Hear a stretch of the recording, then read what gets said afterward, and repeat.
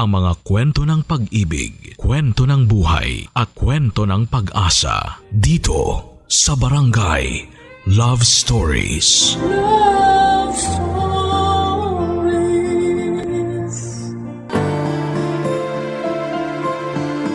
Ang pagmamahal ng isang kapatid ay mayahalin tulad sa yakap ng nanay at tatay natin. Kaya nga importante na mahalin natin ang ating mga kapatid dahil sila na lamang ang maiiwan pag nawala na ang ating mga magulang. Ikaw, kabarangay, gaano mo kamahal ang kapatid mo? Dear Papa Dudut, magandang araw po sa inyo at sa mga kabarangay natin. Yara na lamang ang itawag ninyo sa akin. 31 years old at taga Maynila. Matagal na rin ako dito sa pinagtatrabahuhan kong private company bilang executive assistant, Papa Dudut. Ulila na ako sa mga magulang pero meron pa naman akong nakababatang kapatid. Tuwing tanghali, nakasanayan na naming makinig ng mga kaopisina ko sa Barangay Love Stories. Tapos ay nagkakatuksuhan kami na magpadala ng sulat sa inyong istasyon. Sana po ay mabasa ninyo at may tampok ang kwento ko na magsisimula noong 22 years old pa lamang ako, Papa Dudut. Mahalin mo ang kapatid mo. Yun ang eksaktong kataga na sinabi sa akin ng mga magulang ko nang dumating sa buhay namin si Edsel, ang nakababata kong kapatid na babae.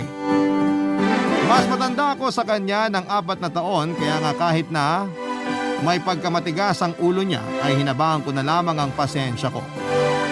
Hindi naman kasi ako palaaway na tao, Papa Dudut. Kung kaya ko namang intindihin ang isang sitwasyon ay iniintindi ko. Kaya lang minsan ay napipikon pa rin ako sa kapatid ko, lalo na kapag lumalabas ang kamalditahan niya na wala sa lugar. Sa kabila ng lahat ay mahal na mahal si Edsel ng mga magulang namin, Papa Dudut.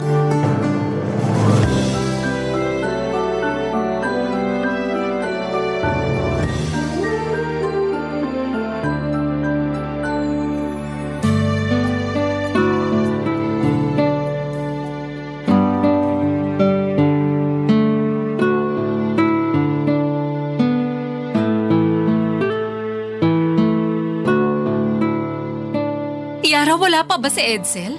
Wala pa, Nay. Ang tagal naman nun. Inutusan ko lang bumili ng yelo sa tindahan eh. Baka tindahan sa kabilang barangay yung pinagbilhan ng anak mong yun. Tayo naman eh. Puro ka talaga biro. Hay nako, walang nakakatawa sa biro mo, Nestor. Sobra ka naman, Sonia. Nung araw kapag binibiro kita, ang bilis mong tumawa.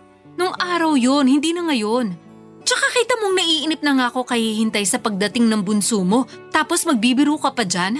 Masyado ka naman. Ano masyado ako? Nay, wag na po kayo mag-away ni Tatay. Ano po ba yung binili nyo para sa birthday ni Edsel? Pansit lang, nak. Tsaka itong cake dun sa bakery. Para naman makapag-ihip ng kandila yung kapatid mo ngayong birthday niya. Sigurado po ako na matutuwa si Edsel niyan. O teka, parang nandyan na siya. Oh, eto na. Pauwi na lang ako galing school. Ite-text niyo pa ako para utusang bumili ng yelo. Tapos 3 pa? Ang bigat kaya. Ikaw naman. Nakisuyo lang si nanay eh. Ayaw mo nun? May malamig tayong inumin? Akin na yung 2. Tulungan na kita. Happy birthday to you. Happy birthday to you. Oh, bakit may pa-cake pa kayo? Siyempre, birthday mo ngayon, di ba? Akala mo siguro nakalimutan na namin. Kailangan pa ba yun? Corny nyo naman? Edsel, bakit ka naman ganyan? Pagod kasi ako sa school tapos kung ano-anong kalokohan pa yung naisip ninyo. Gusto lang naming i-celebrate yung birthday mo. Espesyal yung araw na to kasi debut mo, anak. Debo ko nga, pero bakit yan lang yung handa ko? Ha? Ay meron pa dun sa mesa. May pansit pa dun, saka yung siomay na binibenta ng nanay mo. Pansit? Ayoko nun. Gusto ko spaghetti. Tsaka sawang-sawa na ako kakakain ng siomay, no? Mapupurga na yata ako dyan, Tay. Ganun ba? Pasensya ka na kasi yan lang nakayanan ng kinita ko. Pansit at cake lang muna. Lagi naman kayong ganyan, Tay eh. Sino nagdebo na ganyan lang yung handa? Siguradong pagtatawanan ako ng mga kaklase ko kapag nalaman nila yan. Edsel naman. Pinaghirapan ng tatay mo yung pinambili sa mga pagkain to. Ayoko nga kasi niyan. Anong ayaw mo? Maswerte ka na nga na may handa ka ngayong birthday mo. Yung iba nga dyan walang kahit na ano pero marunong pa rin magpasalamat. Sila yun, hindi ako. Magkaibang tao kami kaya bakit ako magpapasalamat sa pakik at pansit na yan? Mukha rin hindi naman masarap. Sumusobra ka na talaga. Yara, huwag mo nang patulan ng kapatid mo. Kung ayaw mo, itatabi na lang namin, nak. Huwag niyong itabi. Kainin niyo kasi sayang naman. Pero ayokong kumain yan. Hoy! Saan ka pupunta, babae ka? Ilalapag ko lang tong bag ko tapos aalis din ako. Sinabihan kasi ako ng mga barkada ko na naghanda sila para sa birthday ko. Doon na lang ako pupunta kasi sigurado ako na masarap yung mga pagkain na hinanda nila. Di doon ka pumunta. Total, wala ka namang utang na loob.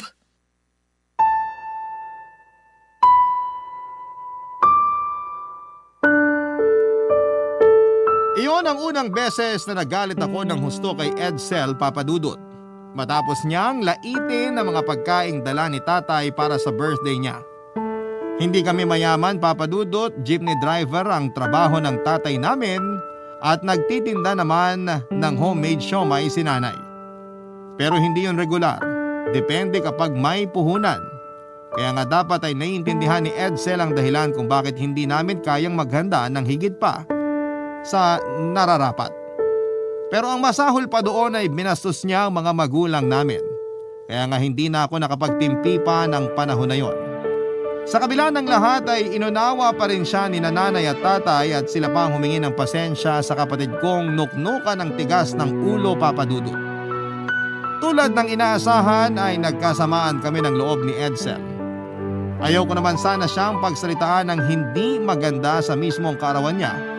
Pero masyadong maldita na siya. Kaya lang ay nagigilty pa rin ako kaya kinabukasan ay nagsorry ako sa kapatid ko. Pero tinarayan lang niya ako at sinabing inggit lang ako kasi siya ang paborito ng mga magulang namin. Hindi ko tunay na kapatid si Edsel, anak siya ng malayo naming kamag-anak na pinaampon kina nanay at tatay noong araw. Hirap kasing mabuntis si nanay tapos kinuwento nila na gustong gusto na raw magkaroon ng kapatid. Gustong gusto ko na raw magkaroon ng kapatid na aalagaan. Kaya hindi na sila nagdalawang isip na ampunin si Edsel. Mahal na mahal ko ang kapatid ko kaso'y habang lumalaki siya ay naging matigas ang kanyang ulo. Kaya nga pagkatapos noong nangyari sa birthday niya lalo kaming nagkalayo ng loob. Pero alam kong responsibilidad pa rin siya bilang nakakatanda. Responsibilidad ko siya bilang nakakatanda niyang kapatid, Papadudot.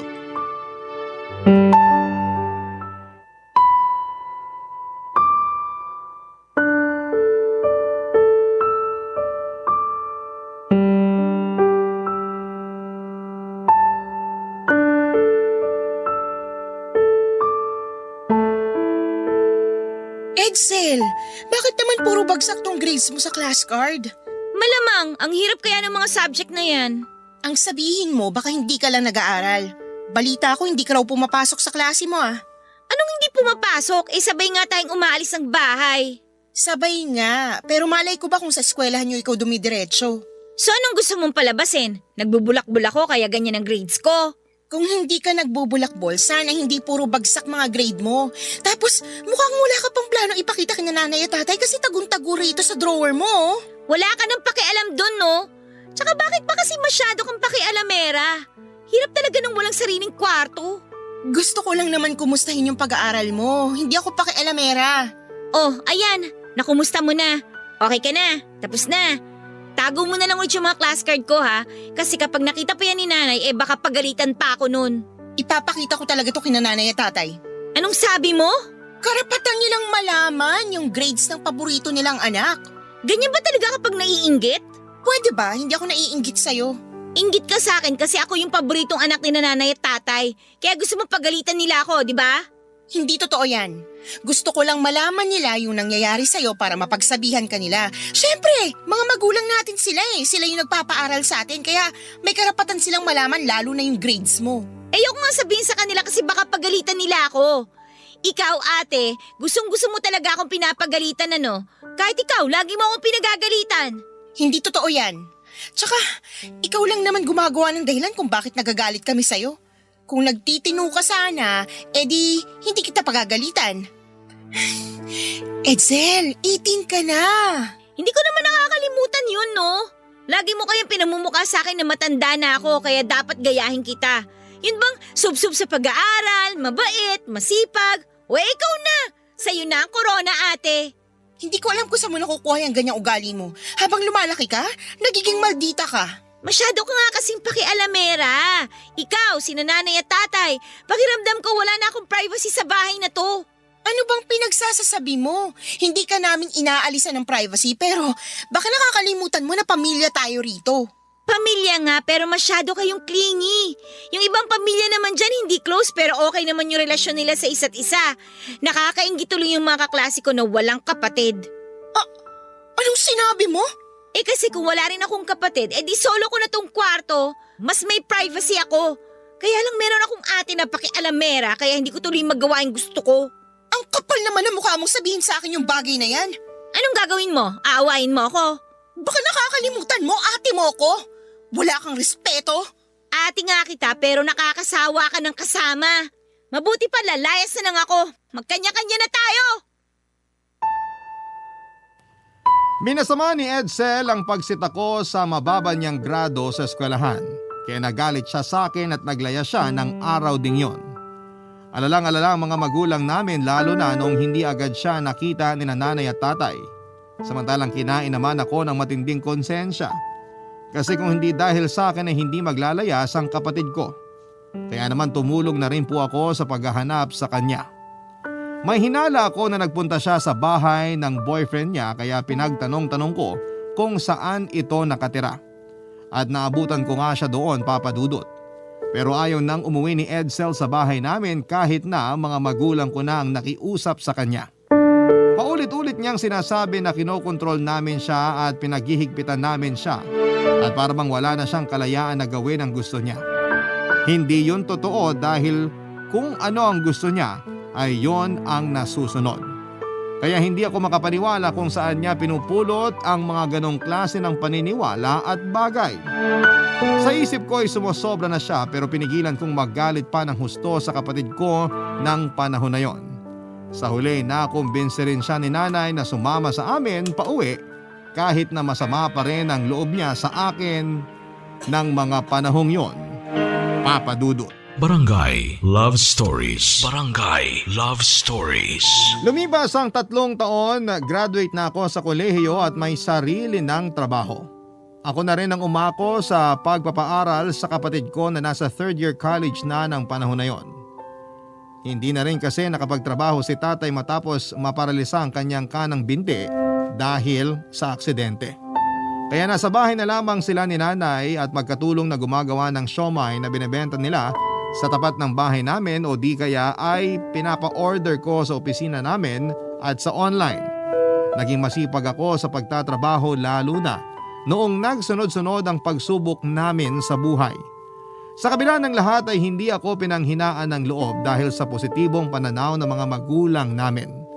Masaya din ako kasi malapit nang makagraduate si Edsel at umaasa ako na may makakatulong na ako sa pagtataguyod ng pamilya namin. Kaya lang, hindi rin pala nagbago ang ugali ng kapatid kong yon, Papa Dudut.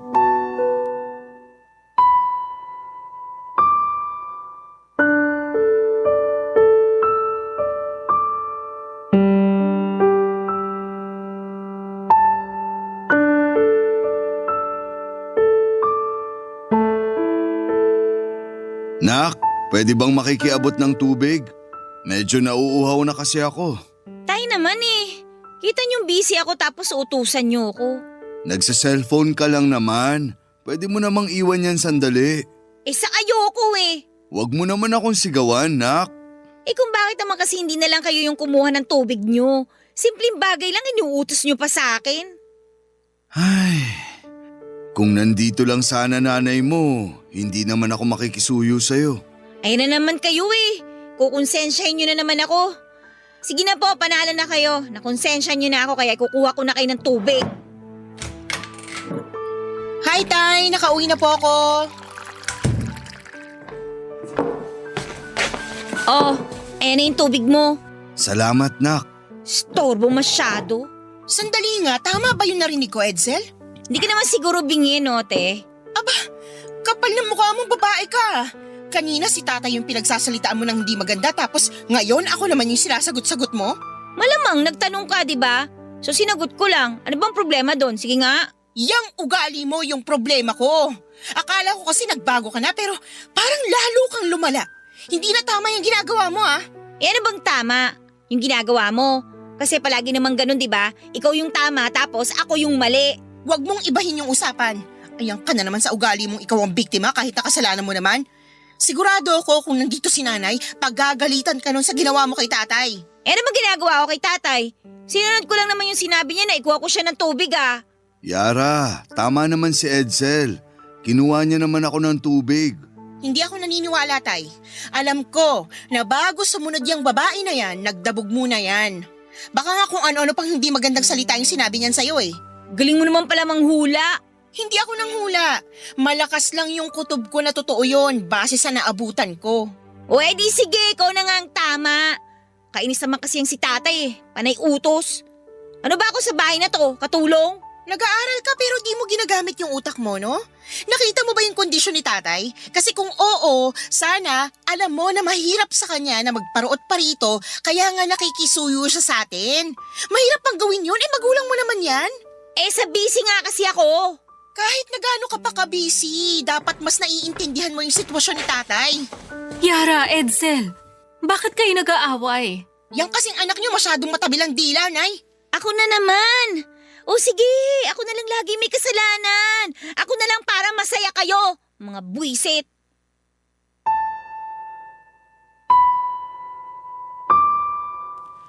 Hindi ko akalain na magagawang pagsalitaan ni Edsel ng ganon si tatay dahil lamang sa kapansanan nito.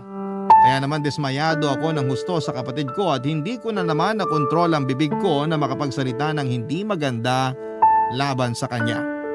Alam ko kung kayo ang nasa posisyon ko ay maunawaan ninyo ang sentimiento ko. Mahal ko naman po si Edsel pero minsan ay hindi ko mapigilang magtanim ng sama ng loob sa kanya. Sinubukan ko namang pigilan ang sarili kong huwag magalit sa kanya dahil kapatid ko siya. Pero lagi niyang sinusubukan ang aking pasensya. Hindi lang yon ang unang beses na nahuli ko siyang pinagsasalitaan ng hindi maganda si tatay. Marami pa at minsan ay sinanay naman ang sinasabihan niya ng kung ano-ano. Para sa akin ay kabasusan yon dahil mga magulang namin ang pinag-uusapan. Kaya nga sa abot ng makakaya ko ay pinagsasabihan ko si Edsel pero masyadong ma-pride ang kapatid kong yon. Hindi rin siya marunong tumanggap ng pagkakamali niya. Madalas ay pinapalabas niyang siya ang biktima. Minsan gusto ko nang magsisi na hiniling kong magkaroon ng kapatid, Papa Dudut.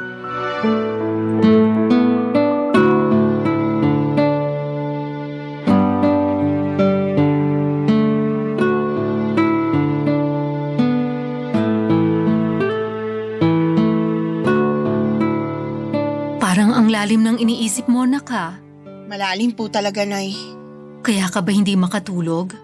Opo, tsaka inaantay ko pa si Edsel. Hindi nagre-reply sa mga text at chat ko eh. Ay, napapansin ko na nitong nakaraan, napapadala siyang pag-uwi ng gabi niyang kapatid mo. Kapag tinatanong ko kung saan siya galing, sa mga barkada lang daw niya, gumawa raw sila ng project. Hindi ko po alam kung maniniwala pa ako kay Edsel.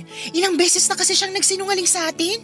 Pero 'di ba, gano'n naman sa kolehiyo, maraming ginagawa. Ikaw nga rin dati, minsan madaling araw ka na umuuwi. Totoo naman po yun, pero kasi… Ewan ko po ba? Ayoko lang masayang yung perang ginagastos ko para sa pag-aaral niya kasi babaliwalain niya lang sa dulo. Pasensya ka na kung ikaw yung kailangang sumalo ng mga gastusin sa pag-aaral ng kapatid mo, ha? Tapos ikaw rin yung madalas na nagbabahid ng mga bills at bumibili ng pagkain natin dito sa bahay. Isama mo na yung gamot ng tatay mo. Nay, ayos lang po yun. Isang taon na lang naman, makakagraduate na si Edsel. Gagaan na yung pinagkakagastusan ko kasi makakatulong ko na siya sa pagtatrabaho. Kaya nga sana, huwag na niyang sayangin yung tsansa na binigay ko sa kanya. Buti na lang may ate siya na katulad mo.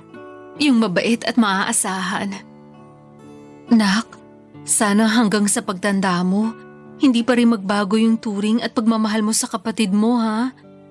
Kasi, alam naman natin na medyo may katigasan ang ulo niya. Yun nga po eh. Hindi ko alam kung kaya ko pa siyang intindihan kapag gumawa na naman siya ng bagay na hindi maganda. Mahal ko naman po si Edsel kasi kapatid ko siya, Nay. Pero hindi ko po siya maintindihan. Lalo na yung ugali niya sa inyo ni Tatay, palasagot, bastos, wala sa lugar kung mga tuwiran. Alam mo, kasalanan din namin ng tatay mo kung bakit lumaking ganyan ang kapatid mo. Masyado kasi namin siyang inispoil at hindi rin namin siya pinapagalitan. Kaya inisip niya na ayos lang yung ganong ugali. Akala namin ng tatay mo ayos lang na mahalin namin siya ng sobra-sobra. Kasi nga blessing siya sa pamilya natin, di ba? Opo, kasi kahit hindi niyo siya totoong anak, siya pa rin yung kapatid na hiniling ko na magkaroon ako nung bata ako. Pero mali pala yun. Lalo na lumalaki siyang suwail at hindi maganda ang ugali. Kung alam niyo lang na sa abot ng makakaya ko na pinagsasabihan ko yung si Edsel. Kaya lang, palaging nauuwi sa away yung simpleng pag-uusap namin eh. Kasalanan ko rin naman kasi madali akong mapikon lalo na pag sumasagot na siya ng pabalang. Kaya ayun, napagsasalitaan ko rin siya ng masama na madalas niyang ikagalit at ikatampo sa akin. Nakikita ko yung pagsaway mo sa kapatid mo, Nak. Kaya nga natutuwa kami ng tatay mo sa'yo. Pero sana, kahit mahirap disiplinahin si Edsel, wag na wag mo siyang susukuan, ha? Kayo na lang kasi yung magkasama kapag nawala na kami ng tatay mo sa mundo. Kayo na lang yung magkakampi. Nay naman, wag niyo naman pong sabihin yan. Hindi pa kayo pwedeng mawala ni Tatay. Marami pa po tayong pangarap na tutuparin. Oo, alam ko. Pero hindi natin hawak ang mga buhay natin. Diyos lang ang nakakaalam kung kailan niya tayo kukunin at pagpapahingahin. Kaya nga habang malakas pa ako, nagbibili na ako. Yara, mahalin mo ang kapatid mo. Kung tatanungin ninyo ako kung may tampo ako sa mga magulang ko ay meron, lalo na noong bata ako. Kasi lagi kong nakikita na mas kinakampihan nila si Edsel. Gusto nilang intindihin ko ang kapatid ko kasi ako raw ang ate sa aming dalawa. Pero kinatagalan ay nawala na lamang ang tampong yon kasi ni minsan na hindi naman nila ako pinaramdam sa akin na hindi nila ako mahal bilang isang anak. Pareho nila kaming mahal ni Edsel. Mas espesyal lang siguro yung pagmamahal nila sa kapatid ko pero hindi naman yon dahilan para magtanim ako ng sama ng loob sa kanila. Kaya naman aminado akong gumaan ang loob ko matapos naming mag-usap ni nanay. Muli niyang pinaalala sa akin na mamahalin ko ang kapatid ko lalo na siya na lang ang kaisa-isang pamilya na meron ako sa oras na mawala daw sila ni tatay. Ayaw kong pag-usapan ng tungkol sa pagkawala nila pero parte ng buhay ang kamatayan. Kaya nga sumang-ayon na lamang ako kay nanay para matapos na ang usapan namin yon. Noong mga sumunod na araw ay hindi na ako masyadong naiinis kay Edsel. Kumbagay ginawa ko ang lahat para wag magalit agad sa kanya. Mas inintindi ko siya at kinausap ng mahinahon. Pero ibang takbo ng pag-iisip ni Edsel dahil isang araw may hindi kami inaasahang bagay na magagawa niya, Papa Dudut. Yon ay nung nakipagtanan siya sa boyfriend niya, Papa Dudut. Barangay Love Stories. Barangay Love Stories. Nalaman na lang namin na hindi na pala pumapasok sa eskwelahan si Edsel, Papa Dudut. Palabas na lang pala niya na nag-aaral pa siya para makahingi ng baon at pang-tuition sa akin. At matagal na pala niyang gustong umalis sa bahay namin dahil ayaw na niyang alagaan ang mga magulang namin. Lahat ng yon ay sinabi niya sa akin noong nagkausap kami sa cellphone noong araw na nalaman naming umalis na siya. Dagdag pa niya ay wag na raw namin siyang hanapin kasi hindi na siya babalik sa amin. Kitang-kita ko kung paanong nasaktan sina nanay at tatay dahil sa ginawa ni Edsel. Pero nilakasan ko ang loob ko at pinangatawanan ang sinabi niya. Kung ayaw na niya sa amin ay ayaw ko na rin sa kanya, Papa Dudut.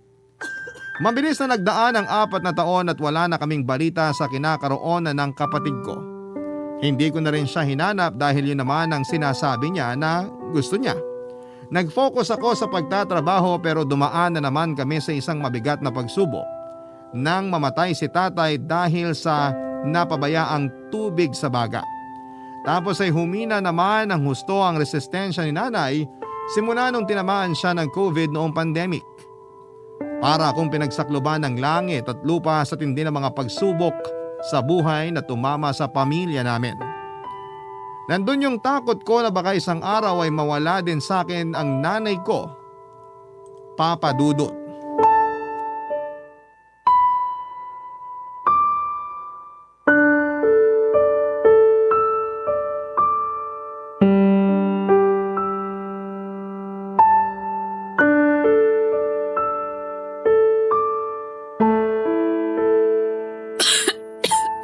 Nay, magtubig po muna kayo. Salamat nak, ayos na ako. Sigurado po kayo? Oo naman. Nag-aalala kasi ako. Baka po kasi lumala yung ubo nyo tapos COVID na pala. Katulad nung nangyari sa inyo noon. Buti na lang naagapan natin. Huwag ka nang mag-alala. Natuyuan lang ako ng pawis kasi ang dami kong ginawa sa bahay kanina nung nasa trabaho ka. Naglaba ako, nagmap ng sahig at nagpalit ng mga kurtina. Doon din baka nakalanghap ako ng alikabok.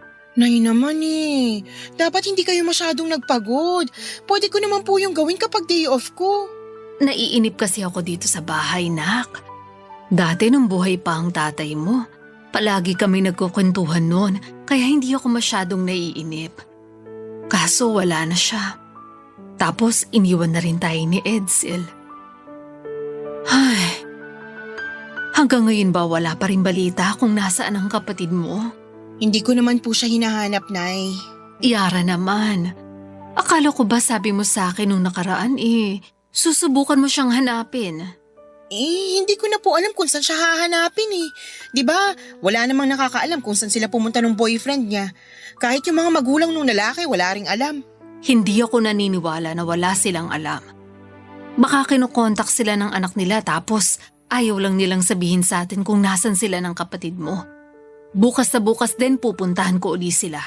Magsasayang lang po kayo ng lakas, Nay. Hindi pagsasayang ng lakas yun. Miss na miss ko na yung kapatid mo, nak. Ikaw ba, hindi mo ba siya namimiss? Paano ko siya mamimiss? Iniwan niya nga tayo. Pinabayaan niya yung pag-aaral niya kasi nakipagtanan siya. Niloko niya pa ako na kunwari pumapasok siya sa school pero hindi naman pala. Tapos nung namatay si tatay, niwala kahit anino niya na dumalaw man lang sa lamay. Tsaka nakalimutan niyo na po ba? Sabi niya ayaw niya na raw sa atin. Hindi na raw siya babalik kaya wag na raw natin siyang hanapin. Pero baka naman gusto niya nang bumalik ngayon kaya lang nahihiya na siya. Aba, dapat lang siya na mahiya kasi ang kapal naman ng mukha niya kung ngayon pa talaga siya babalik. Huwag ka naman ganyan sa kapatid mo. Huwag kang magalit sa kanya. Paano hindi ako magagalit sa kanya? Ang laki nga po na kasalanan niya sa pamilya natin. Kinupkup niyo siya ni tatay, tinuring na anak, binihisan, pinakain at pinag-aral tapos ano lang ginanti niya? Yung iniwan tayo kasi pakiramdam niya masyado na siyang nasasakal sa pamilya natin? Tama ba yun, Nay? Hindi tama yon. Pero napatawad ko na si Edsel. Matagal na panahon na yun nagdaan. Kung napatawad niyo na siya, pues ako hindi pa po. Napakawalang utang na loob niya, sa totoo lang. Pero magkapatid kayo. Hindi ka pwede magalit sa kapatid mo habang buhay. Tinuring ko siyang kapatid. Pero ganun din bang turing niya sa akin? Kasi parang hindi naman. Hindi naman, Nay. Kaya pasensya na po kayo kung galit pa rin ako sa kanya. Siguro kahit makita ko siya ngayon na umiiyak at humihingi ng tawad, hinding-hindi ko pa rin siya magagawang patawarin. Naiintindihan ko naman yung galit mo. Pero sana dumating yung araw na mapatawad mo na si Edsel. Kasi bilang nanay, malakas yung pakiramdam ko na kailangan ka ng kapatid mo, nak. Kaya nakikiusap ako. Hanapin mo yung kapatid mo. Tapos sana magkabati na kayo. Taong 2023 nang tuluyan akong iwan ni Nanay Papa Dudut. At ang huling-hiling niya ay ang mahanap ko si Edsel. Sa totoo lang ay ayoko na sanang pagbigyan ang gustong mangyari ni Nanay dahil masama pa rin ang loob ko sa kapatid kong nang iwan sa amin. Pero ewan ko ba kasi may kung anong pakiramdam na hindi ko rin maipaliwanag iyong nangingibabaw sa akin ng mga panahon na yon. Yun bang pakiramdam na kailangan ako ni Edsel kaya dapat ko siyang hanapin at makita. Kaya naman nagdasal po ako sa Diyos at hiniling sa Kanya na sana'y mapatawad ko ang kapatid ko. At noong naramdaman ko na wala na akong hinanakit kay Edsel ay doon ko na siya hinanap, Papa Dudut. Una ko siyang hinanap sa social media kasi yon lang ang pinakamadaling paraan na alam ko. May Facebook account naman si Edsel pero in-unfriend at blinak niya ako noong nakipagtanan siya. Bukod doon ay wala akong kilalang kaibigan niya kahit nung nag-aaral pa lamang siya. Kaya nga medyo nahirapan ako sa paghahanap ng posibleng bagong account niya sa Facebook. Gusto ko na nga lang sumuko noon pero nagtiyaga po ako hanggang sa nakita ko ang picture niya sa isang account na hindi ko kilala. Naisip ko na baka kaibigan niya yon kaya agad ako nagpadala ng personal na mensahe sa may-ari ng naturang account at doon ko nga nalaman na kapitbahay nila si Edsel na nasa Batangas na ng panahong yon. Nakiusap ako sa kanya na sabihin sa kapatid ko na hinahanap ko siya. At noong nakarating yon sa kaalaman ni Edsel ay kinontak niya ako at nagkasundo kaming magkita, Papa Dudut.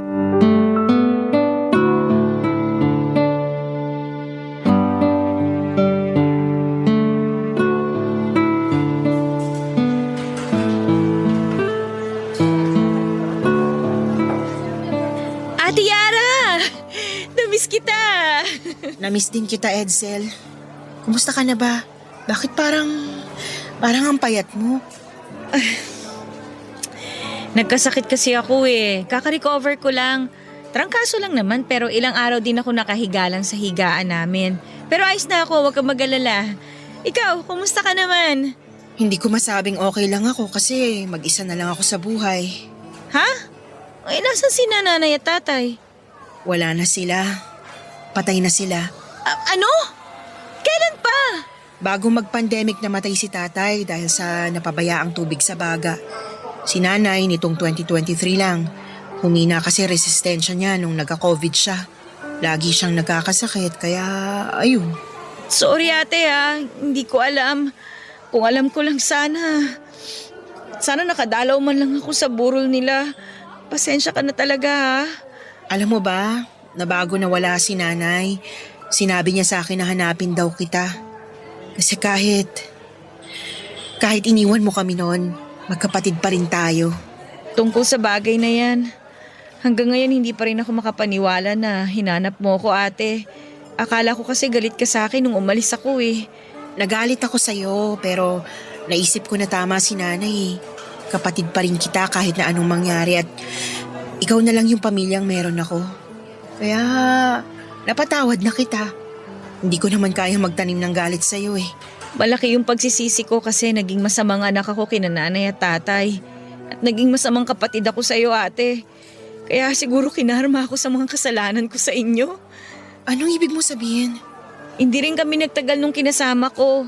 Iniwan din niya ako pagkapanganak ko sa pangalawang anak namin. Pero bago pa yun, hindi na talaga kami okay. Madalas niya akong binubugbog tsaka pinagsasalitaan ng hindi maganda.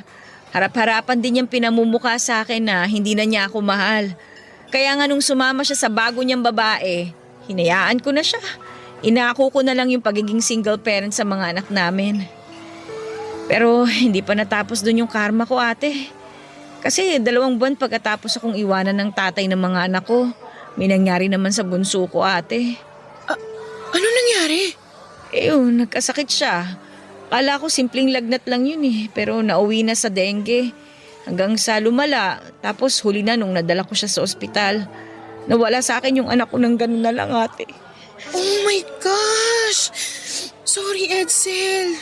Ang sakit-sakit ate. Halos mabaliw ako pero kinaya ko para sa isa ko pang anak. Ako lang kasi yung bumubuhay sa kanya eh. Kung ano-ano na nga lang yung trabaho na pinasok ko para kumita lang ng pera. Bakit hindi ka umuwi sa atin? Sana kinontak mo kami nila nanay para kahit papaano natulungan ka namin. Pinahihiya naman kasi ako dahil ang laki ng kasalanan ko sa inyo. Pakiramdam ko wala na ako mukhang ihaharap sa mga magulang natin. Pati na rin sa'yo, ate. Kasalanan ko naman kasi masyado ako naging suwail eh. Simula nung nalaman ko na ampon lang ako, nilayo ko na yung loob ko sa inyo. Akala ko kasi yun yung magandang gawin eh. Kasi hindi nyo naman ako totoong pamilya. Pero masyado pala ako naging makasarili kaya nasaktan ko kayo. Sorry ate Sorry talaga. Wala na yun. Okay na yun. Pinatawad na kita, di ba? Sigurado ako na matagal ka na rin napatawad ng mga magulang natin. Tsaka, mas importante yung ngayon. Masaya ako na nahanap na kita. Ako rin ate. Masayang masaya rin ako na nagkita ulit tayo.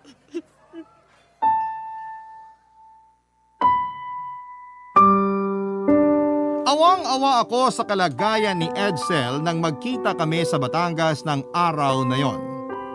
Ang laki po ng ipinayat niya dahil sa madalas niyang pagkakasakit. Halata rin sa mga mukha niya ang pagod at matinding stress. At nung makita ko nga siyang umiiyak at humingi ng tawad sa akin ay tuluyan ng lumambot ang puso ko para sa kapatid ko. Parang nawala bigla yung galit at tampo ko sa kanya. At naalala ko na siya pa rin ang kapatid ko na hiniling kong magkaroon ako noong bata pa ako. Kaya nga simula ng araw na yon ay pinangako ko sa sarili ko na poprotektahan ko si Edsel at ang anak niya, Papa Dudut. Isinama ko sa Maynila si Edsel at ang pamangkin ko. Tumira kami sa dati naming bahay noon at naipaayos ko na yon kahit papaano. Masayang masaya po ako kasi hindi na ako nag-iisa sa bahay namin. Dahil kasama ko na ang kapatid ko. Tinulungan ko po na makapagsimulang muli ng maliit na tindahan si Edsel na unti-unti nga pong napalago. Yun po ang pinagkakakitaan niya habang inaalagaan ang kanyang anak. Ako naman ay kasalukuyang employed sa isang private company. Kung tatanungin ninyo ako kung may plano akong mag-asawa ay meron naman po. Pero hindi ko po yun priority sa ngayon. Gusto ko pa kasing sulitin yung mga sandali na kasama ko si Edsel katulad doong maliliit pa lamang kami. Alam ko po sa puso ko na masaya ang mga magulang namin dahil magkasama na kami ng kapatid ko, Papa Dudut. Hanggang dito na lamang ang sulat ko at sana ay mapili po ninyong i-ere sa inyong istasyon at kapulutan ng aral at inspirasyon ng mga kabarangay natin. Maraming salamat and God bless po sa inyong lahat. Ang inyong forever kapuso at kabarangay, Yara. Nagustuhan ng iyong napakinggan? Ituloy yan via live stream sa www.gmanetwork.com/radio.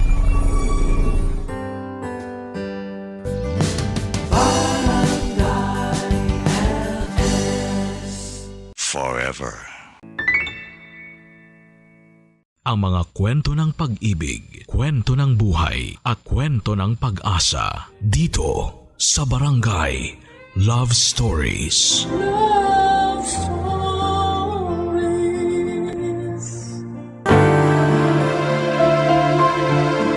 Mas masarap daw ang burger kung may palaman na keso.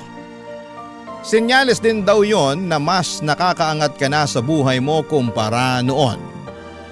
Ikaw kabarangay, anong paborito mong pagkain na hindi mo nagagawang bilhin noon?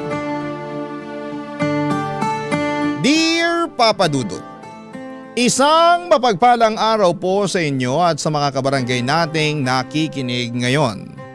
Sana po ay nasa mabuti kayong kalusugan habang binabasa ninyo ang sulat ko na ito. Art na lamang po pala ang itawag ninyo sa akin. Hindi ko po tunay na pangalan dahil marami akong kaibigan at kakilala na nakikinig sa inyo sa araw-araw. At sigurado ako na makikilala nila ako sa oras na marinig nila itong kwento na ibabahagi ko ngayong tanghali. 39 years old na ako at nagtatrabaho sa isang financing company dito sa Makati.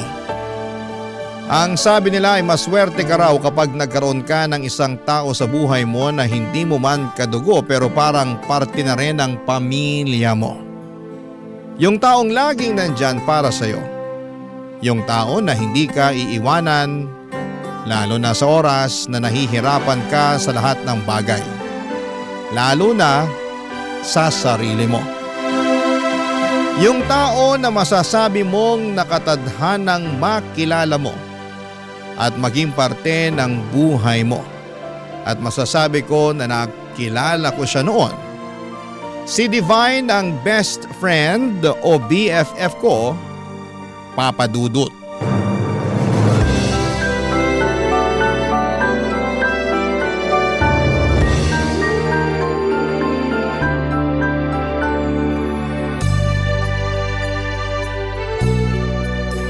Ano BFF? Anong masasabi mo dyan sa binabasa mong love letter na ginawa ko para sa nililigawan mong si Mela? Ayos naman. Nakornihan ka ba? Masyado bang malalim yung mga salitang ginamit ko dyan sa sulat? O nakukulangan ka sa sweetness ng pagkakasulat ko dyan? Sa totoo lang, maganda naman yung pagkakagawa mo sa love letter na to. Talaga? Bakit parang iba yung reaksyon ng mukha mo sa sinasabi mo ngayon? Naisip ko lang kasi kung uso pa ba talaga yung mga love letter ngayon? Uy, oo naman. Huwag mong minamaliit mga love letter na ganyan. Para sa amin kasing mga babae, pakiramdam namin espesyal kami kapag nakakatanggap kami ng love letter. Bakit naman? Kasi hindi madaling gumawa ng love letter. Bago ka makatapos ng isang sulat, ilang minuto o oras din ang kailangan mong ilaan sa paggawa. Kaya alam namin na bawat love letter na matatanggap namin, ginawa yun ng may effort at pagmamahal nung nagbigay sa amin. Ay, sana ganyan din mag-isip si Melay, kagaya mo. Uy, feeling ko naman oo. Paano mo naman nasabi yan? Close na kaming dalawa, di ba? Napansin ko nga na madalas na kayo magkasabay kumain sa kantin. Oo, at madalas rin na ikaw ang topic naming dalawa. Talaga? Naghihinala na ba siya na hindi ako yung gumagawa ng mga love letter na binibigay ko sa kanya? Walang ganun, BFF. Masyado kang praning. Anong madalas yung pinagkukwentuhan tungkol sa akin?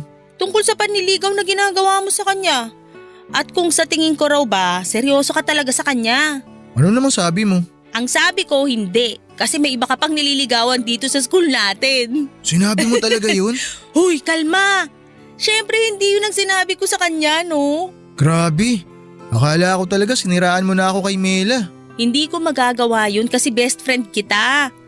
At ang palagi ko talagang sinasabi sa kanya, kung gaano siya kaswerte na siya yung nililigawan mo. Kasi sigurado ako na seryoso ka sa kanya at mahal na mahal mo siya. We, sinabi mo talaga yon?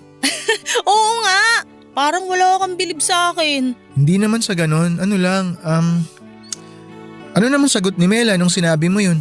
Wala eh. Wala? As in wala?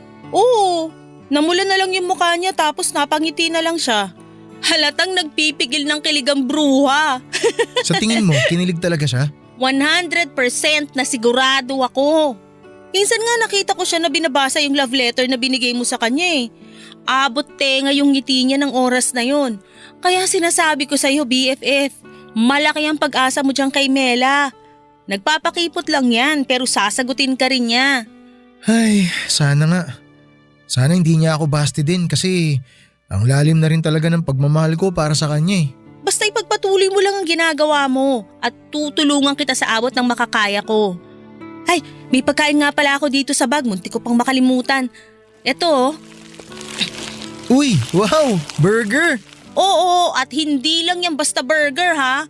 Cheeseburger yan. Nabili ko kanina kasi may extra pa sa allowance ko. Thank you ah.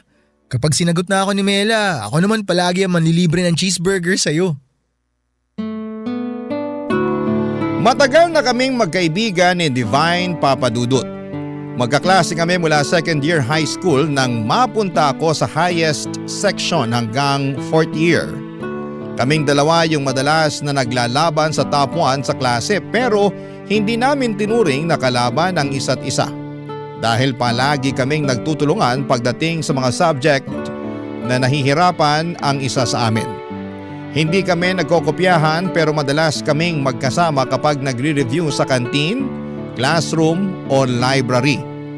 Magka-share din kami sa mga baon namin kasi pareho kaming galing sa simpleng pamilya na madalas na nagtitipid ng mga gastusin sa bahay.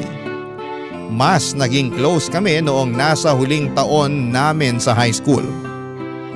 Kung saan ay halos dikit talaga palagi ang mga grades namin. Hanggang sa makuha ni Divine ang pagiging valedictorian at ako naman ang naging salutatorian. Natuwa ako para sa kanya kasi alam ko na deserve niya yon dahil pinaghirapan niya lahat ng mga review na ginawa namin. Mabuti na lamang at nang mag-college kami, sa parehong university kami nag-aral. Kaya naman nagpatuloy ang friendship naming dalawa. Dahil mahusay siyang magsulat, siyang gumagawa ng love letter para sa nililigawan ko noon na si Mela. At nang sagutin ako ni Mela ay sobrang natuwa talaga ako. Kaya nag-celebrate kaming dalawa at nilibre ko siya ng paborito naming cheeseburger. Tumagal pa lalo ang friendship namin ng BFF ko. Pati na rin ang relasyon namin noon ng girlfriend ko. Hanggang sa huling taon namin sa college, Papa Dudut.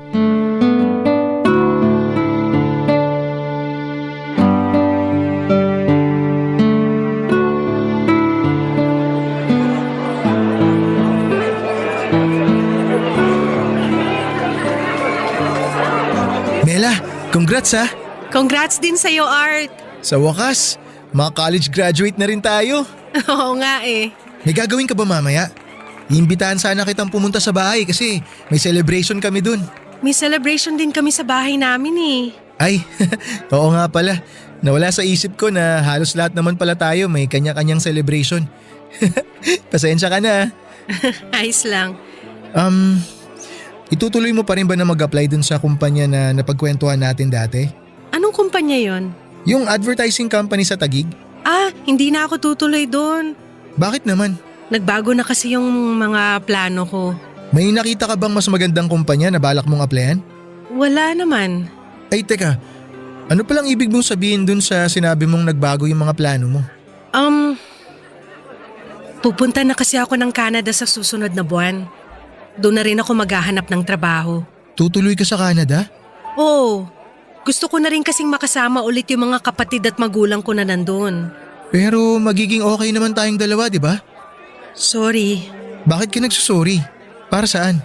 Ayoko sanang sirain yung moment na to pero alam ko na hindi ko rin dapat to na patagalin pa. Mela, ano bang ibig mong sabihin? Ayoko maging unfair sa'yo kaya tinatapos ko na yung relasyon nating dalawa ngayon. Teka, hindi kita maintindihan. Bakit? Bakit kailangan mong tapusin kung ano yung meron tayong dalawa? Dahil dun din naman tayo pupunta, di ba? Sa oras na mag-LDR tayo, mauuwi lang din tayo sa hiwalayan. Kaya habang maaga pa, mas mabuting maghiwalay na tayo kaysa masayang ang oras natin. Pero hindi ba natin pwedeng subukan? Subukan muna natin. Ayoko na nga masayang pa ang oras natin. Mela, walang masasayang dahil mahal natin ang isa't isa. Hindi tayo kagaya ng iba na bibitiw kagad dahil hindi naman sapat yung pagmamahal na nararamdaman nila. Iba tayo sa kanila, di ba? Naniniwala ako na kakayanin natin magpatuloy. Kaya natin ipagpatuloy itong relasyon natin kahit magkalayo tayong dalawa. Art, sorry talaga pero alam ko kasi sa sarili ko na hindi ko kakayaning tumagal sa isang LDR. Maniwala ka, hindi rin naman madali sa akin to pero alam ko na ito yung kailangan nating gawin. Hindi man lang ba talaga natin susubukan? I'm sorry. Buo na talaga ang desisyon ko. Ay, kailangan ko na ring umuwi. Congratulations ulit sa'yo ah. And I'm sorry. Alis na ako. Uy, BFF! Congrats sa atin! Sa wakas nakalaya na rin tayo sa pagiging estudyante. Uy, BFF! Okay ka lang ba? Oo, ayos lang ako. Para kasing ang tahimik mo. Ano nga palang pinag-usapan nyo ni Mela bago siya umalis? Kanina ko pa gustong lumapit sa inyo pero parang ang seryoso nyo masyado. Uy, BFF! Umiiyak ka ba? Hindi ako umiiyak. Hindi raw. Pero namumula na yung mga mata mo. Ano ba nangyari? Ay, nakipaghiwalay na kasi sa akin si Mela eh. Ano? Bakit daw? Matutuloy na raw kasi yung pagpunta niya ng Canada. Nandun kasi yung pamilya niya eh, di ba? O tapos? Pwede naman kayong magtawagan o video call habang magkalayo kayong dalawa. Marami ng paraan para hindi niyo mamiss ang isa't isa kahit nasa Canada pa siya. Ayaw ni Mela ng LDR. Iniisip niya na maghihiwalay din naman kami. Kaya tinapos niya na yung relasyon namin hanggat maaga. Ang babaw naman niyang mag-isip? Hindi niya man lang binigyan ng pagkakataon yung relasyon niyo? Pinakiusapan ko rin siya kanina nasubukan namin na mag-LDR pero ayaw niya talaga Ayaw niya raw na magsayang kami ng oras. Masyado namang mahina ang loob ni Mela para bitawang ka kagad. Hayaan mo na. Wala naman ako magagawa kasi nakapagdesisyon na siya. Ay nako, wag mong hayaan na tuluyang masira ang araw mo. Marami pang ibang babae dyan at tutulungan pa kitang maghanap ng kapalit ni Mela. Ikaw talaga. Kung ano-ano na naman yung sinasabi mo. Pero alam mo, tama ka. Hindi ko dapat hayaan na masyadong maapektuhan yung sarili ko. Tara na lang sa bahay namin. Kumain tayo dun. Nagluto si mama ng mga paborito kong pagkain. Hinihintay ko talaga sabihin mo yan Tara na, BFF!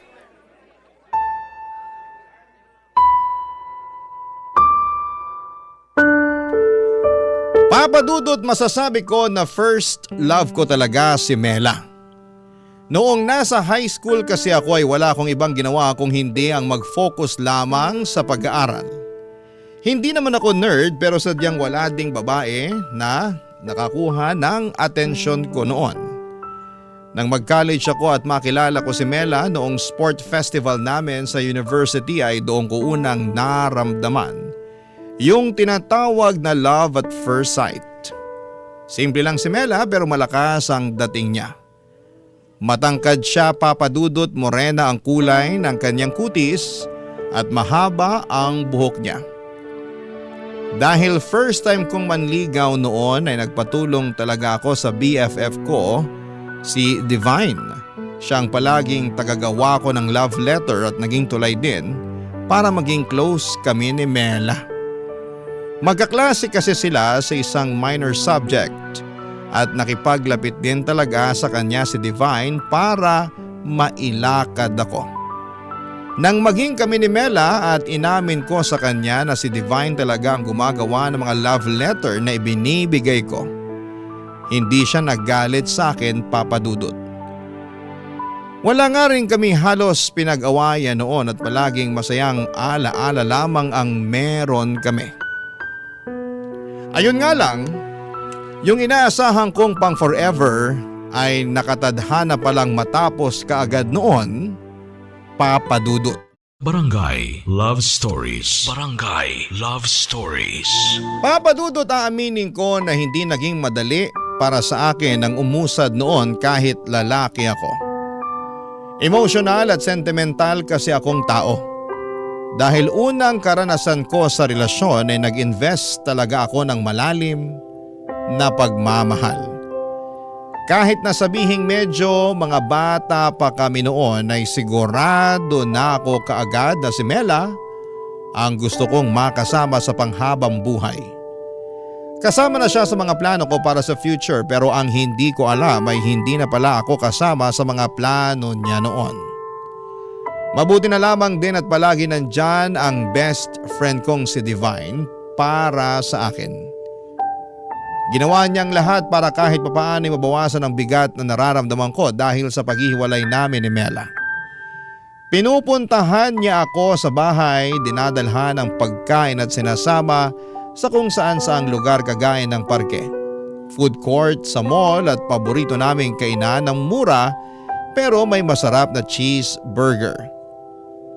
Para maaliw lang ako at makalimutan kong saglit si Mela. Pagkatapos ng isang buwan, nag-apply na kami ni Divine sa iba't ibang kumpanya. Kaagad kaming natanggap pero sa magkaibang kumpanya.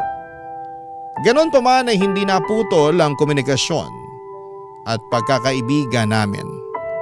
Hanggang sa hindi ko napansin na 5 taon na rin pala ang lumipas. Mula nang makapagtapos kami sa kolehiyo, papadudot.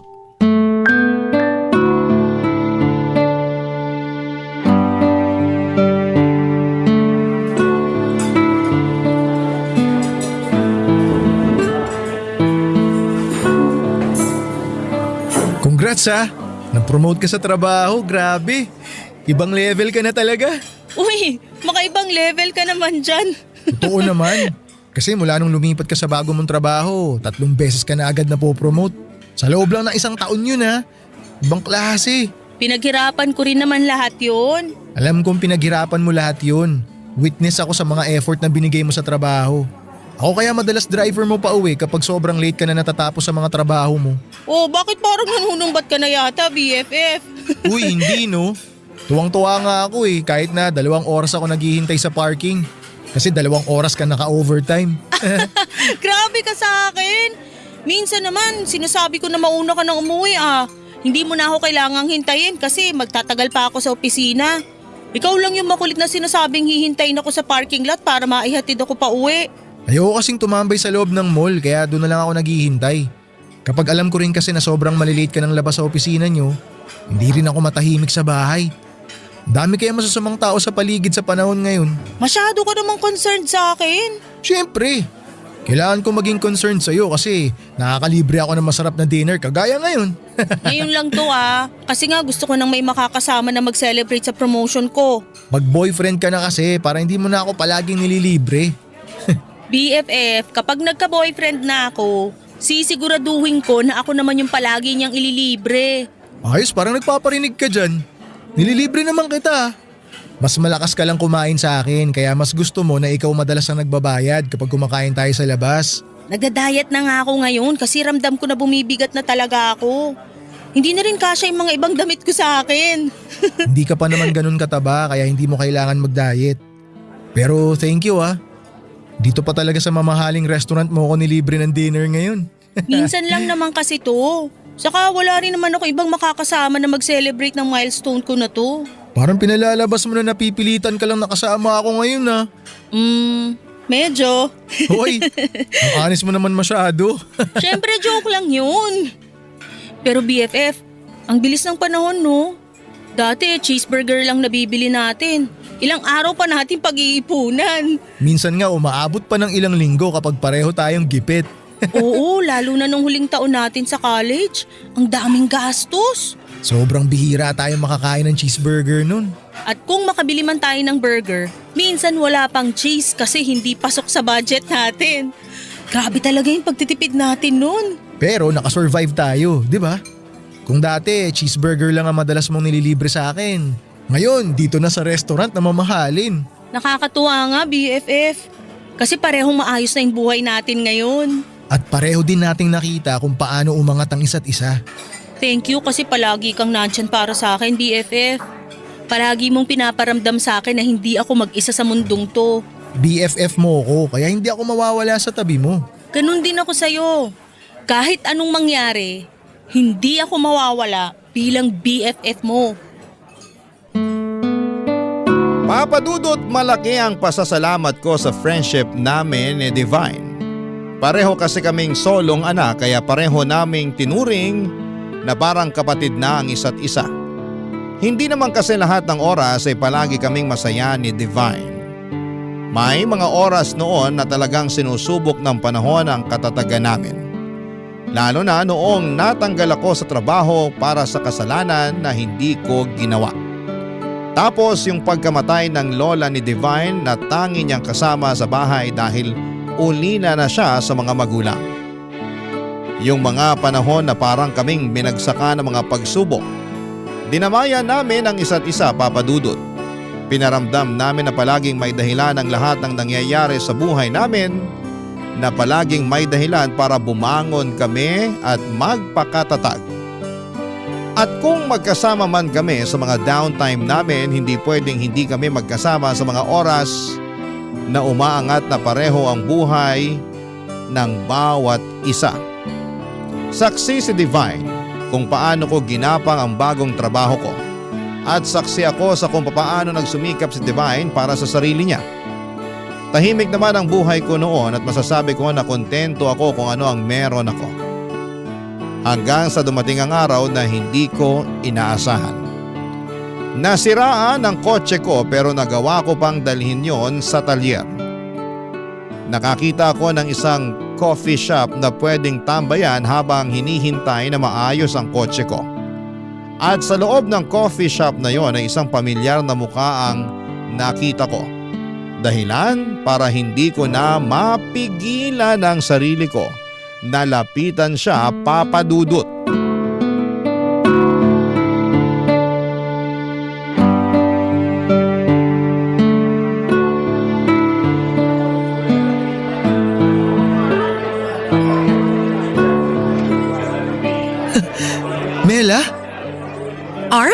Sabi na ikaw yan eh. Kumusta ka na? Okay naman ako, ikaw? Ayos lang din ako. Okay lang ba kung maupo ko dito? O baka makaistorbo ako sa date mo? Wala akong date. Sige lang, maupo ka lang dyan. Wala naman akong ibang kasama eh. Upo na ako ah. Kailan ka pa nakauwi ng Pilipinas? Nung nakaraang buwan lang. Nagbabakasyon ka lang ba? Naku, hindi. Dito na ulit ako magsistay sa Pilipinas. Talaga? Oo. Bakit naman? Hindi kasi talaga ako masaya doon. Ang tagal din mag-grow ng career ko sa Canada. May mga oras na parang pakiramdam ko, naliligaw na ako at kailangan ko na ulit hanapin ang sarili ko. Alam mo yon? Nafe-feel ko na pinipilit ko na lang ang sarili ko na maging masaya habang nandun ako. Parang wala talaga sa Canada yung happiness ko. Partida nandun pa yung pamilya ko pero wala eh. Kaya nagdesisyon na ako na umuwi na lang dito sa Pilipinas. Nagbabaka sakali na nandito yung dahilan para sumaya ulit ako. Ano ba naman to? Ngayon na nga lang ulit tayo nagkita, dinadramahan na agad kita. Pasensya ka na, Art. Ano ka ba? Okay lang. Hindi mo kailangan humingi ng pasensya. Namiss ko nga yung mga ganitong moment eh. Alin? Yung pagdadrama ko? Hindi. Ikaw mismo yung namiss ko. Yung mga oras na magkasama tayo tsaka magkausap tayong dalawa. Ay nako, Art. Hindi ka pa rin nagbabago. Ang galing mo pa rin bumanat ng mga ganyan. Nagsasabi lang naman ako ng totoo. Sino palang hinihintay mo dito? Boyfriend mo? Boyfriend agad? Natanong ko lang kasi baka bigla na lang may sumapak sa akin dito kaya maganda na sigurado. Para kung sakali, makailag ako, di ba? Walang mananapak sa'yo. Kasi wala naman akong boyfriend. May imi-meet dapat ako na client para dun sa binebenta kong condo unit. Tumawag at nagpa-reschedule siya nung nandito na ako. Kaya nagkape na lang ako kaysa masayang ang punta ko dito. Meant to be siguro na makancel yung meeting mo para makapag-usap tayong dalawa. Ang bilis mo talaga mag-isip ng mga banat, no? Mabilis lang talaga gumana yung utak ko kapag ikaw ang kausap ko. Pero hindi nga. Wala ka pa talagang boyfriend? Oo nga! Never din ako nagka-boyfriend mula nung maghiwalay tayong dalawa. Bakit hindi mo ulit subukan na makipagrelasyon? Sigurado naman ako na may nanligaw sa'yo nung nasa Canada ka. Meron naman pero hindi ko type eh. Parang hindi man lang sila pumantay sa level ng panliligaw at effort na ginawa mo para sa akin. Ako pa talaga yung naging batayan mo ha? Oo, kasi ikaw lang naman ang naging boyfriend ko. Ikaw ba? Sinong girlfriend mo ngayon? Wala akong girlfriend. Kagaya mo, never na rin akong pumasok sa relasyon pagkatapos natin maghiwalay. Wala kang girlfriend? Natsyempo lang na napadpad ka sa coffee shop na to? May problema kasi yung kotse ko kaya dinala ko muna sa talyer. Sakto, ito yung pinakamalapit na pwedeng tambayan kaya dito na ako dumiretso. Grabe naman yung coincidence na nangyari sa ating dalawa. Hindi coincidence to. Alam mo, sa totoo lang, naniniwala ako na nakatakda talagang hindi sumipot yung client mo. Tsaka nakatakda rin na masira yung sasakyan ko. Kinailangan mangyari to para magkita ulit tayong dalawa. Para magkausap tayo ulit. Pwede. Pwedeng tama ka. Pero pwede ring hindi. Coincidence man o hindi, masaya ako na nakita kita ulit, Mela.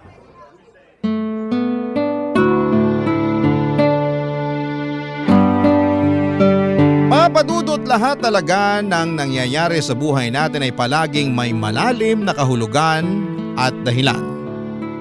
Kagaya na lamang ng muli naming pagkikita ni Mela. Pagkatapos kasi ng paghihiwalay namin noon ay hindi na kami nagkaroon pa ng pagkakataon na muling magkausap. Hindi na rin kasi ako nagtangka pa na puntahan siya sa bahay nila bago siya umalis papunta sa Canada. Naisip ko kasi na ayoko rin naman siyang pilitin na piliin ako kesa sa buhay niya sa Canada. Alam ko na matagal na rin niyang pangarap na makasama ang mga magulang at kapatid niya na nandoon, papadudot. Hindi ko lang talaga inaasahan na mas maaga ang pag-alis niya. Isa pa ay siya rin naman ang pumili ng desisyon na tapusin na ang relasyon namin noon. Kahit pa gusto ko sanang subukan ang LDR sa relasyon namin, hindi siya na ang unang bumitaw kaagad. Pero nang araw na muli kaming magkita, Hindi ko itatanggi na may nararamdaman pa rin akong espesyal para kay Mela. Hanggang sa mga oras na yon, Papa Dudut. Barangay Love Stories. Barangay Love Stories. Papa Dudut, pagkatapos ng pagkikita namin ni Mela ay kaagad ko siyang hinanap sa Facebook at nag-send ako ng friend request. Nang gabi rin na yon ay inaccept niya kaagad ang friend request ko at nagsimula kami na muling mag-usap. Hindi ko na itatanggi na grabe ang kilig na nararamdaman ko ng mga panahong yon. Para po akong bumalik ng college, kami na hindi pa kami noong mga panahong hindi pa kami masyadong nag-uusap. Doon ko na na-realize na hindi talaga nawala ang pagmamahal na nararamdaman ko sa kanya noon. Wala rin naman akong ibang babae na nagustuhan maliban sa kanya, kaya siguro na muli kaming magkita ay kaagad na bumalik ang espesyal na nararamdaman ko para sa kanya. Naging madalas din ang pag-uusap naming dalawa, Papa Dudut, at halos araw-araw at gabi-gabi na kaming magka-video call. Hindi kami nauubusan ng topic o mga kwento at palaging may tawanan at may moment din na nagkakaiyakan kami habang magka-video call. Napag-usapan kasi namin noon ang tungkol sa nakaraan namin. Kung paano nagsimula at nagtapos ang kwento naming dalawa. Wala po akong kasiguraduhan noon pero ramdam ko na gusto ko ulit sumugal sa magiging kwento namin ni Mela, Papa Dudut.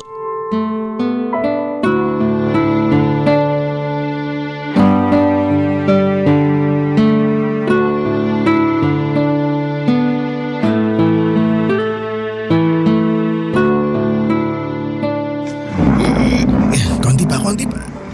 Ayan. Mukhang okay na tong pwesto ng lamesa ni Divine dito sa kusina. BFF, tapos ka na ba dyan? Halika dito sa sala kasi dumating na yung in-order ko merienda natin. Sige, punta na ako dyan. Sakto, nagugutom na rin ako. Uy, ang dami mong pagkain na in-order. Madami ba? Oh, ayan, may burger, spaghetti, soft drinks, fries, tapos may ice cream pa. Early dinner na yata to, hindi merienda. Naku, iba pa yung dinner natin mamaya, syempre. Kasi marami pa tayong gagawin. Marami pa nga mga naiwang gamit sa labas eh.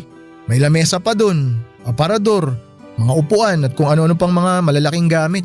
At yung iba doon, iaakit mo pa sa second floor kaya maupo ka na dito sa sofa para makapagmerienda na tayo. Kakailanganin mong kumain dahil marami ka pang bubuhatin ng mga gamit. Ay, eto na nga, uupo na para makakain na rin ako nitong merienda. Siyempre, unahin ko muna tong favorite nating cheeseburger.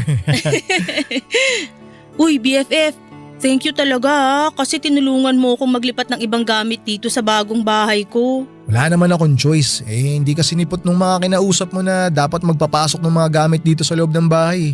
Buti nga malaki yung garahe nitong nakuha kong bahay eh. Ayos lang na itambak muna dun yung mga gamit na binaba mula sa truck. Ilan yung nagbaba ng mga gamit mo mula sa truck kanina? 2 lang sila eh, yung driver at yung kasama niyang lalaki. Sabi ko nga baka pwedeng ipasok na rin nila sa loob ng bahay yung mga gamit. Pero ayaw nila kahit magdagdag pa ako ng bayad. Hanggang pagbaba lang daw ng mga gamit yung usapan namin. Saka may susunod na hakot pa raw sila kaya kailangan na kagad nilang umalis. Buti nga nung tinawagan kita kanina nakasagot ka kagad eh. Tiyempo nga eh, kakauwi ko lang din nun sa bahay. Nagbasketball kami ng pinsan ko, dun sa court malapit lang sa amin. Dapat nga tatawagan ko na rin nun si Mela eh. Nauna ka lang tumawag sa akin. Hello, sorry BFF. Natawagan mo rin naman siya, di ba? Oo, natawagan ko naman pero saglit lang din. Kasi sinabi ko na kailangan ko nga pumunta dito sa'yo. Alam niya natutulungan kita magpasok ng mga gamit mo dito sa bagong bahay mo. Mukhang nangangamoy second chance na talaga tayo, BFF ah. Sana nga. Pero ayoko rin munang madaliin. Alam mo na, baka pareho lang kami masaktan eh. Tama yung ginagawa mo. Kung gusto mo talaga na bigyan ng second chance ang relasyon nyo, kailangan na makilala nyo uli ang isa't isa. Ilang taon din kayong hindi nagkita at nagkausap kaya marami nang nagbago sa inyong dalawa. Alam mo, napag-usapan namin yan nung minsan. Ang dami ko na rin kasing hindi alam tungkol sa kanya eh. Ganon din siya sa akin. Kaya nga gusto ko rin muna na pag-isipang mabuti kung liligawan ko siya ulit. Pero mahal mo pa rin naman siya, di ba? Hindi naman nawala yung pagmamahal ko sa kanya. Alam mo yun. Kaya nga siguro hindi ako nagkaroon ng oras para sa ibang babae kasi hindi siya nawala sa puso ko. BFF, medyo corny yun ah. Naku, corny ba? Pasensya ka na. Joke lang. Pero tama ka naman sa lahat ng sinabi mo. At kung ano man yung maging desisyon mo, susuportahan kita. Basta huwag kang mawawala sa birthday celebration ko ah. Baka sumakto pa kasi yun sa date nyo ni Mela tapos ako yung hindi mo siputin. Hindi ako pwedeng mawala sa birthday mo. Dapat lang kasi ikaw lang bisita ko kaya bawal ka talagang umabsent. Promise, present ako sa magiging birthday celebration mo. Huwag kang mag-alala, darating at darating ako. Papadudot, hindi naging madali ang desisyon ni Divine na paglipat sa bagong bahay na kinuha niya para sa sarili niya. Pero gusto niya na rin kasing malayo sa lugar o mga bagay na nagpapalungkot sa kanya. Kasama na doon ang bahay ng namatay niyang lola. At dahil mag-isa na nga lang siya sa buhay, ako na lang halos ang tinuring niya na pamilya niya. Kasama sa lahat ng masasaya at malulungkot na sandali ng buhay niya. Kasama sa lahat ng mga espesyal na araw at oras para sa kanya. Masaya din si Divine nang malaman niyang muli kaming nagkakamabutihan ni Mela. Ang tagal niya raw na hinintay na muling magkita kung gaano kasaya ang mukha ko habang nagkukwento ako. Ang tagal niya raw hinintay na maging masaya ulit ako at boto pa rin daw siya kay Mela para sa akin kasi mabuting tao ito. Wala siyang kahit na anong nakikitang mali kung bigyan man namin ng pangalawang pagkakataon ng kwento naming dalawa. Doon ko naisip kung gaano talaga ako kaswerte na may isa akong BFF na kagaya ni Divine, Papa Dudut.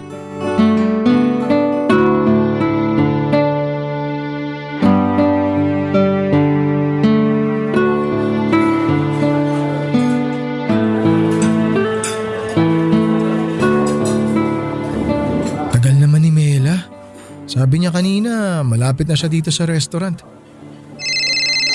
Uy, tumatawag si Divine. Hello? O BFF, kamusta? Nandiyan na si Mela? Wala pa nga eh. Akala ko kasama mo na siya kaya hindi na ako nag-expect na masasagot mo tawag ko. Ang tagal nga niya eh. Lalo tuloy akong kinakabahan. Bakit ka naman kinakabahan? Kasi di ba ngayon ko na itatanong sa kanya kung okay lang ba naligawan ko siya? Bakit kasi kailangan mo pang itanong yan? Gawin mo na lang. Sigurado naman akong papayag din yang si Mela. Alam ko naman yun. Gusto ko lang din na marinig o maramdaman mula sa kanya kung meron ba akong pag-asa. Naku, kahit magpustahan pa tayo, sigurado ako na may pag-asa ka pa rin sa kanya, BFF. Kayo lang naman to masyadong pakipot eh. Alam niyo naman na gusto niyo pa rin ang isa't isa pero nagpapakiramdaman pa rin kayo. Kasi nga ayaw namin pareho na madaliin ang lahat sa aming dalawa. Oo, ilang beses ko nang narinig yan at sigurado ako na sa oras na magkabalikan na kayo, sa kasalan na ang diretsyo niyo ni Mela. Sana nga magdilang anghel ka. Isasama ko yan sa mga hihilingin ko mamaya para sa birthday ko. Uy, huwag kang mawawala ha. Dapat bago mag alas 12 nandito ka na sa bahay ko. Oo, hindi ako pwedeng mawala sa birthday sa lubong mo. Kung gusto mo, isama mo na rin si Mela mamaya. Ayos lang yun sa akin, BFF. Next time ko na lang isasama si Mela. Basta hintayin mo ako dyan. Pagkatapos namin mag-dinner, dyan na ako didiretso sa bahay mo. Asahan ko yan ha. Oo, promise. Oh, eto na si Mela. Papalapit na siya dito sa table ko. Tawagan kita ulit mamaya. Sige, good luck. Bye. Thank you. Bye. Art! Sorry ngayon lang ako. Walang kaso yun. Upo ka na. Thank you. Sobrang traffic kasi. Akala ko malapit na ako pero napalayo pa pala. Gapang din dun sa dinaan ng shortcut ng driver ng TNVS ko eh. Alam mo, napapansin ko minsan pag di sinusunod ng driver yung map, mas lalong napapalayo eh, no? Kaya siguro mas maganda sabihin na lang natin na sundin kung ano yung nasa mapa. Para pareho kayong hindi mainis sa biyahe, di ba? Sige, sa next date natin. Sino pala yung kausap mo kanina sa cellphone? Si Divine. Kinukumusta lang yung date natin ngayon. Aww, nakakatuwa talaga yung friendship nyo ni Divine. Sobrang tagal na, no? Oo nga eh. Nakakaumay na nga rin siya minsan kausap. Uy, grabe ka naman sa kanya. Baka nakakalimutan mo na kung hindi dahil sa mga love letter na ginawa niya noon, hindi mo ko mapapasagot. Biro lang yun. Pero alam mo, akala ko talaga magagalit ka sa akin nung nalaman mo na hindi talaga ako yung sumusulat ng mga love letter na binibigay ko sa'yo. Sa umpisa pa lang naman, alam ko nang sulat ka mayon ng babae. Tsaka at least, inamin mo sa akin kesa naman nalaman ko pa sa iba. Kaya ayos lang yun. Mabait din naman si Divine at close na rin kami noon. Mabait talaga yung BFF ko na yun. Minsan lang sobrang daldal kaya nakakaubos ng lakas. Oo, may pagkamadaldal nga siya. Naalala ko noon kapag magkasama kami, wala siyang ibang sinasabi kundi puro tungkol sa'yo. Palagi kanyang binibida sa mga kwento niya. Ay, bigla ko tuloy na miss ang BFF mo. Minsan isasama ko siya kapag kumain tayo sa labas. Sige, gusto ko yan. Pero teka, ano nga pala yung gusto mong sabihin na binanggit mo sa chat kanina? Gusto mo umorder na muna tayo ng pagkain? Ang gusto ko, sabihin mo muna yung gusto mong sabihin. Bali Huwag kang kabahan. Sabihin mo na yan para maka-order na tayo ng pagkain natin. Ay, sige sasabihin ko na. Ang totoo kasi, gusto ko lang itanong kung okay lang ba na naligawan kita ulit. May nakakatawa ba sa sinabi ko? Sorry. Hindi ko lang mapigilang matawa kasi hindi mo naman kailangang itanong pa yan.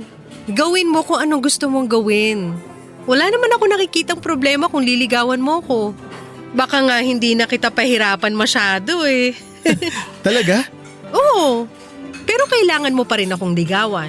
At ipakita mo sa akin na seryoso ka pa rin sa nararamdaman mo para sa akin. Naku, kahit hindi mo sabihin, yan na yan ang gagawin ko. Pero ngayon pa lang, nagpapasalamat na ako sa'yo. Thank you sa pangalawang pagkakataon na binigay mo sa akin.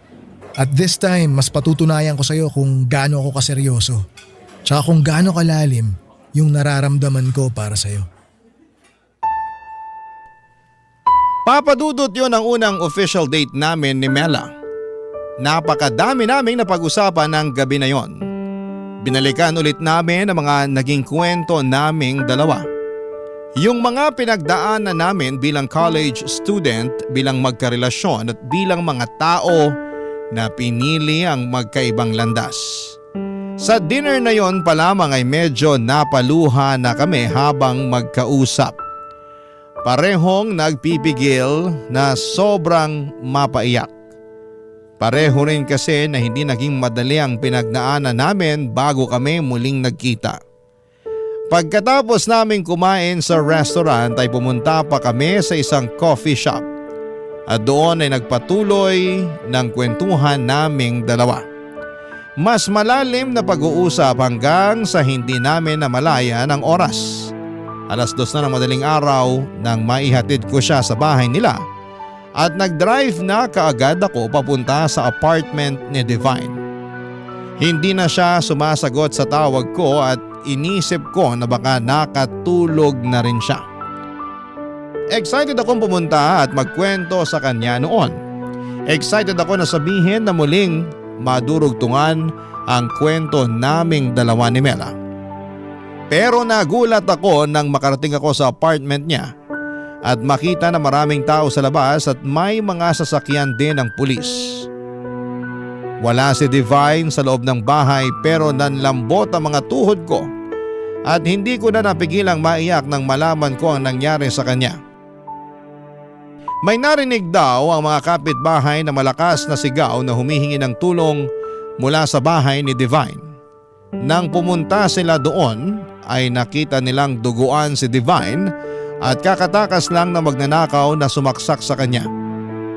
Nahuli kaagad ang magnanakaw pero hindi na nagawa pang iligtas ang buhay ng kaibigan ko. Bago pa man siya makarating sa ospital sakay ng isang ambulansya ay tuloy na siyang binawian ng buhay. Sobra talaga akong nagsisisi noon at iniisip ko na kung hindi ako na-late sa usapan namin kung nasamahan ko siyang salubungin ng birthday niya, Kung dumating lamang ako sa tamang oras ay buhay pa siguro siya hanggang sa ngayon. Mahigit 10 taon nang nakakalipas mula nang mangyari ang lahat ng ito. Mag-asawa na kami ni Mela at may 2 ng anak. Kapag naaalala ko ang nangyari kay Divine ay hindi ko mapigilan na sisihin ang sarili ko. Nasa isip ko pa rin na kung pinuntahan ko kaagad siya ng gabi na yon siguro ay walang nangyaring masama sa kanya. At sana sa ginawa kong pagsulat na ito ay mabawasan ang bigat na nararamdaman ko hanggang sa mga oras na ito. Maraming salamat po Papa Dudut kung sakali man na mapili at mabasa ninyo ang kwento ng buhay ko. Ang inyong forever kapuso at kabarangay, Art. Ano ang masasabi mo sa ating Barangay Love Stories today? Aabangan namin yan sa aming comment section.